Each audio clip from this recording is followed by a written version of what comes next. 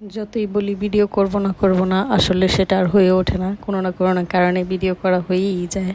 তো যাই হোক, তারপরে বলেছি যে 1 মাস সময় নিয়েছি, যে দেখি 1 মাসের মধ্যে যদি কোনো ভালো কিছু হয় তাহলে করব, না হলে আর করব না।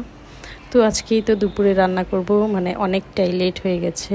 সেই 2 নাম্বার থেকে 12 নাম্বারে আসলাম, অনেকটা লেট হয়ে গেছে, প্রায় 2টা বেজে গেছে। তার আয়সা ভাবলাম যে কী রান্না করব তাড়াতাড়ি করে। তো এদিকে এক খিচুড়ি বসিয়ে দিয়েছিলাম, খিচুড়ি হয়ে গেছে অলরেডি, তো সেটার ভিডিও আর করে দেখালাম না। তো এদিকে হচ্ছে আমি এখন বেগুন ভাজবো আর মাছ ভর্তা করব, আর কি মাছের ভর্তা করব সেটা দেখতে হলে অবশ্যই পুরো ভিডিও দেখতে হবে। তো যাই হোক, আপনাদের সাথে কথা বলতে বলতে এদিকে আমি আমার রান্নাবান্না কিন্তু প্রায় শুরুই করে দিলাম। তো এই যে দেখুন কি সুন্দর করে আমি বেগুনগুলো ভেজে নিচ্ছিলাম আস্তে আস্তে করে। তো অনেকেই বলে যে কম তেলে বেগুন ভাজলে বেশি ভালো হয়, তবে আমি যেটা মানে বুঝতে পারলাম যে বেশি তেলে বেগুন ভাজলে কম তেল লাগে, কারণ বারবার করে তেল দিলে সেটাতে কিন্তু প্রচুর পরিমাণে তেল লাগে।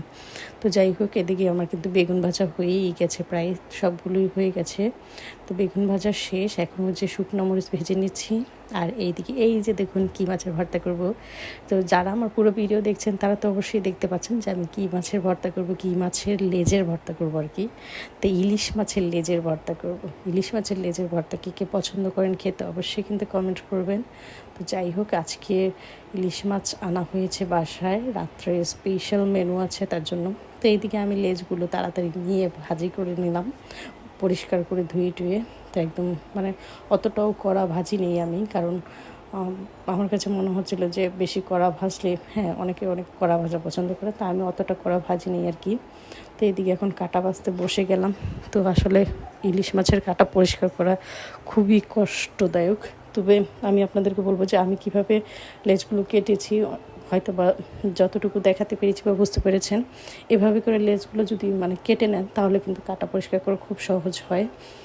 তো আমার কাছে এরকম সহজ হয়। তো যাই হোক, সবগুলো মাছ তো আর আপনাদের ক্যামেরার সামনে আমি মানে কাটাগুলো বাছতে পারবো না, তার জন্য অফ ক্যামেরায় কাটাগুলো বেছে নেব, কারণ 4-4টা লেজ বাছতে গেলে অনেক সময় অনেক বড় ভিডিও হয়ে যাবে, আর অনেক বড় ভিডিও অনেকেই দেখতে চায় না, তার জন্য আমি এখন একটু ছোট ছোট ভিডিও করার চেষ্টা করছি। তো এই তো একটা মাছ কোনো রকম বেছেছি, সেটাই হয়তো আপনাদের সাথে পুশ করে করে করে শেয়ার করেছি আর কি। এখান থেকে অল্প অল্প করে ক্লিপস নিয়ে আর কি শেয়ার করেছি।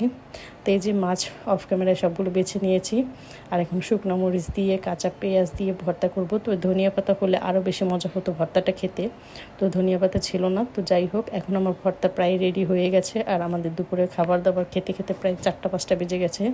তো আজকে এই পর্যন্তই ভিডিও রাখছি। তো কেমন লাগলো ভিডিও অবশ্যই কিন্তু কমেন্ট করে জানাবেন, আর খাবার দাবার কেমন হয়েছে দেখতে সেটাও বলবেন। সবাই ভালো থাকুন, সুস্থ থাকুন, সবাইকে অনেক বেশি ধন্যবাদ।